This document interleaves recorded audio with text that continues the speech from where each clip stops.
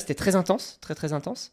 Et puis quand même, à partir de 2024, les startups tech, ça a commencé à un peu moins intéresser les investisseurs privés. Et Pourquoi? j'ai vu comment? Pourquoi? Bah parce que tu vois, notamment il y a l'IA qui est arrivé, et qui a rebattu pas mal les cartes sur le SaaS, etc.